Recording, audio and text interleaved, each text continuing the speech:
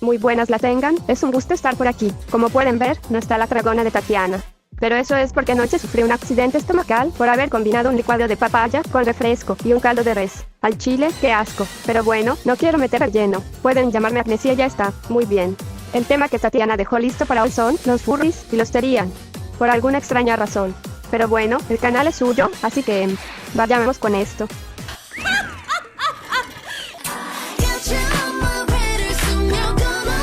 Muy bien, los furros son un fandom que ha crecido mucho estos últimos años, y básicamente trata de, ¿cómo lo digo?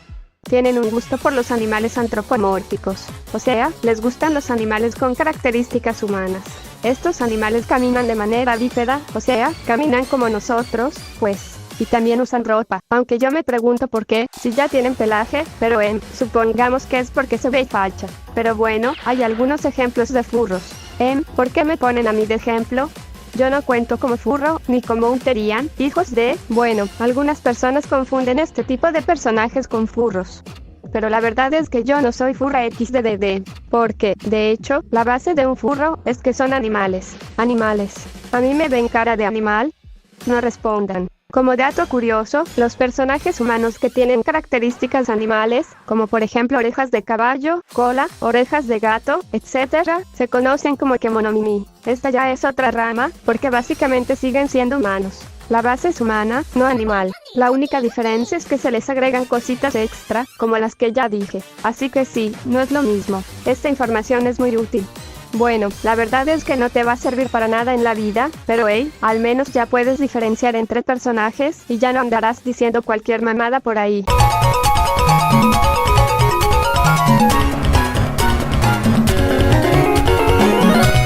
Bueno, mis niños, no se me pongan intensos, que el colesterol alto es muy malo.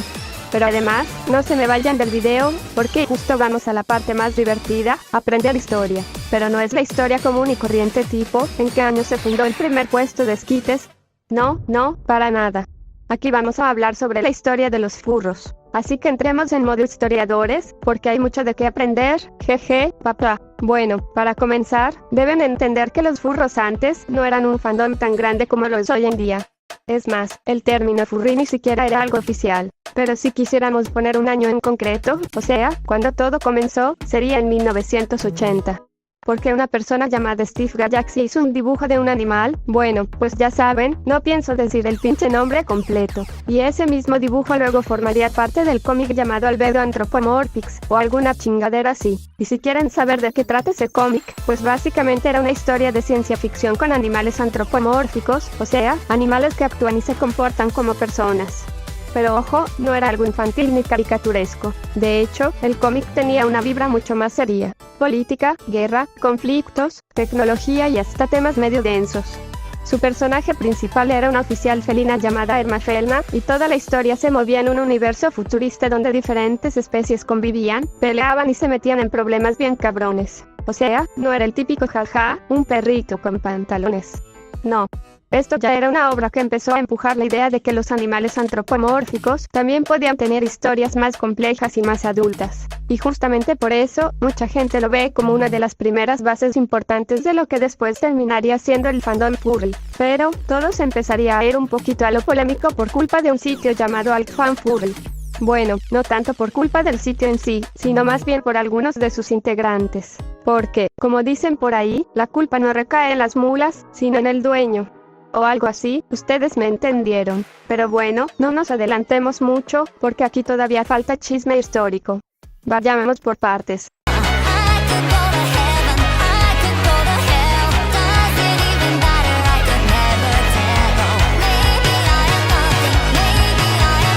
Bueno, este grupo se creó en 1990. Obviamente, actualmente ya no existe, así que si tienes curiosidad, no puedes ingresar ni saber con exactitud qué cosas se publicaban ahí, más que nada porque no era un sitio web como tal. Déjame explicarte. En esos años, el internet estaba muy en pañales. No había redes sociales, ni Facebook, ni Instagram, ni TikTok, así que no podías dejar la escuela para volverte tiktokero o youtuber. Como no había sitios web como los conocemos hoy, existían los Usenet, y si buscamos una definición sería esta. Usenet es un sistema global y descentralizado de foros de discusión y transferencia de archivos, creado en 1979. Organizado en grupos de noticias, permitía leer y publicar mensajes usando el protocolo NNTP, siendo una red independiente que evolucionó en paralelo a la World Wide Web. Esto obviamente lo saqué de Wikipedia, pero bueno. El punto es que los furros se reunían en este espacio. Pero entonces llegó alguien llamado Croc, dijo el futuro es hoy, ¿oíste viejo?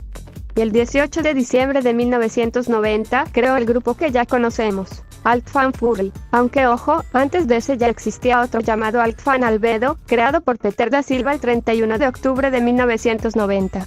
O sea, técnicamente se fue como el abuelito del asunto. Como dije antes, es muy difícil saber con precisión qué era exactamente lo que se publicaba ahí.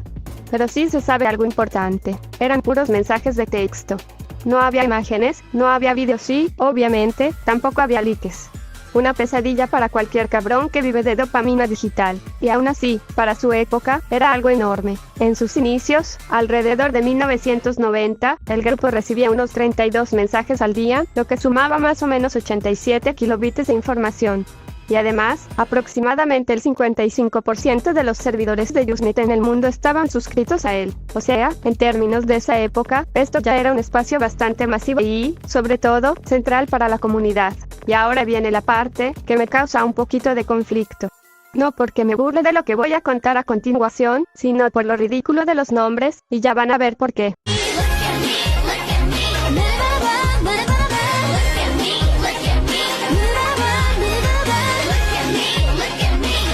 Y bueno, como en todo grupo, tarde o temprano tenía que llegar algo, así es, estoy hablando de las guerras entre ellos. Porque sí, mis niños, se dividieron en dos facciones, dos bandos, dos grupos que se agarraron del hocico por ver quién tenía la razón dentro del fandom.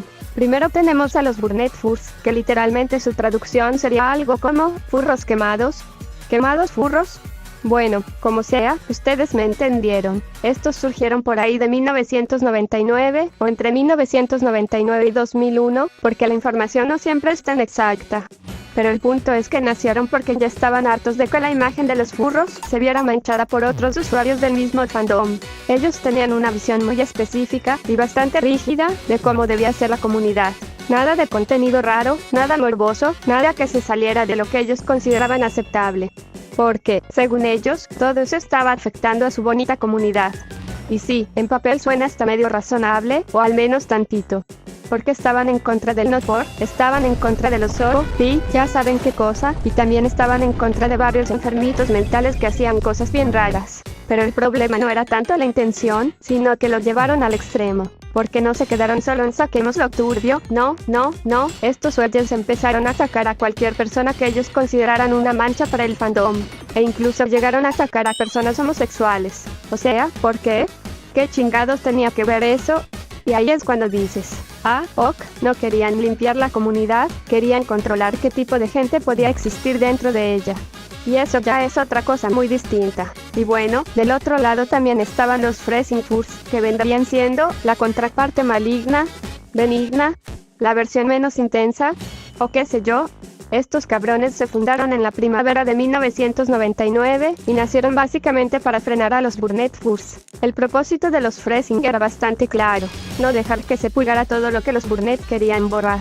O sea, ellos defendían que siguiera existiendo dentro del fandom el NotPor, el arte subido de tono, y también que no se expulsara ni se atacara a personas homosexuales, porque según ellos eso ya no era proteger la comunidad, sino deformarla y convertirla en otra cosa. En pocas palabras, querían mantener la esencia original del grupo intacta, o al menos la versión de esencia que ellos tenían en la cabeza. Pero ojo, tampoco es que fueran unos santos. Porque aunque estaban en contra de la purga de los Burnet Furs, usaban casi el mismo lenguaje agresivo, el mismo tono mamón, y la misma actitud de mi verdad es la única verdad que importa. Y ahí está justo lo cagado, o más bien lo triste.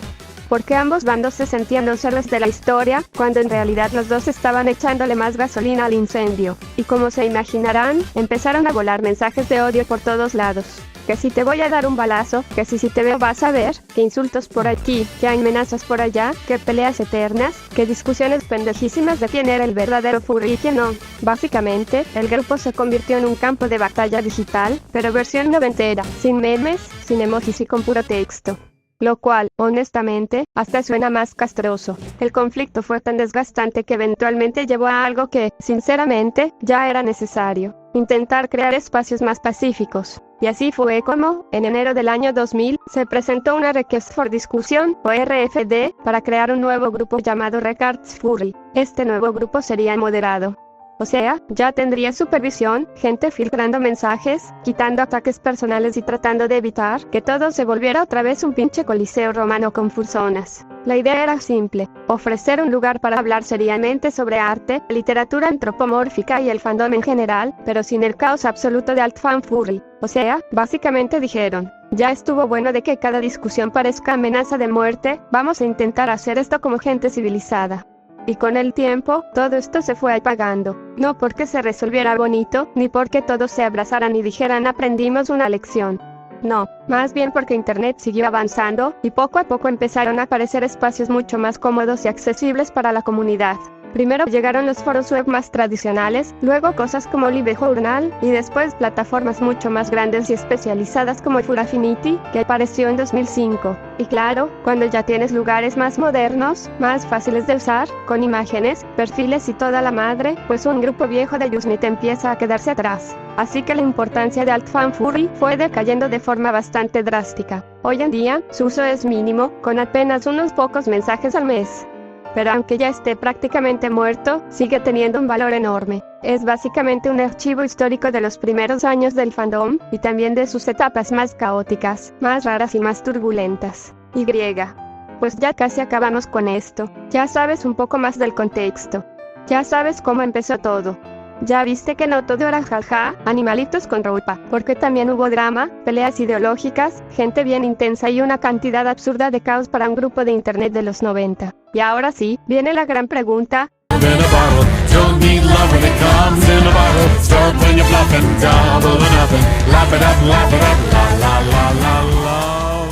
Bueno, y ya por último, daré mi opinión sobre si los furros se merecen todo el ate que tienen. Pero ojo, será solo mi opinión.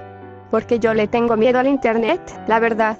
He visto a mucha gente ser funada por decir jaladas, y pues yo digo muchas jaladas, así que si me da miedo, XDDD. Pero bueno, concentrándome en la pregunta, yo diría que no.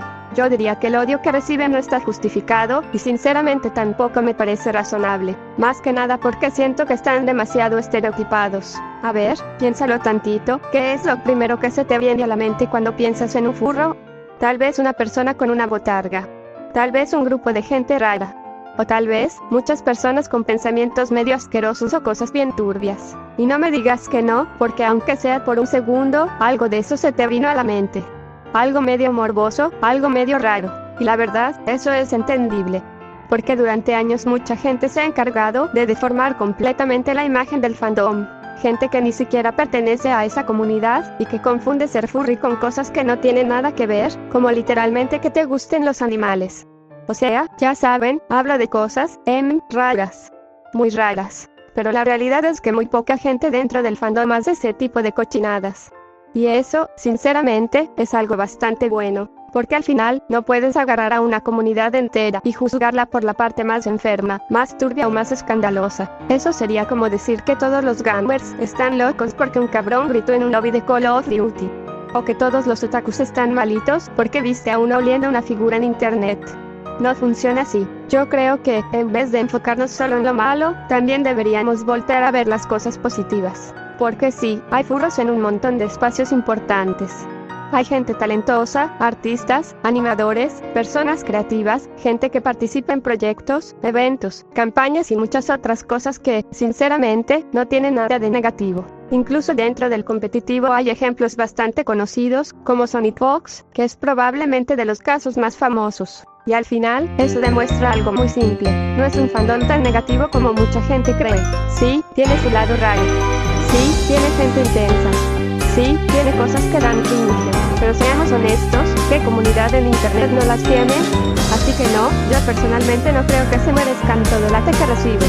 Mucho de ese odio viene más del prejuicio, del morbo y de memes reciclado, que de realmente entender qué es ser furry. Y ya si después de todo esto sigues pensando que son raros, pues sí, tal vez un poco. Pero raros hay en todos lados, mi rey. Así que pues nada, este sería el final. También quería hablar de los Therian, porque no son tan nuevos como mucha gente cree y también tienen bastante lore. Pero la neta, este video ya se me hizo bastante largo, así que mejor por aquí lo dejo. Capaz y si les interesa, luego les traigo una segunda parte hablando de eso, porque sí, también hay chisme ahí. Así que no se olviden de suscribirse, darle like, comentar qué otro tema raro quieren que investigue, y por favor, no me funen. Chaito.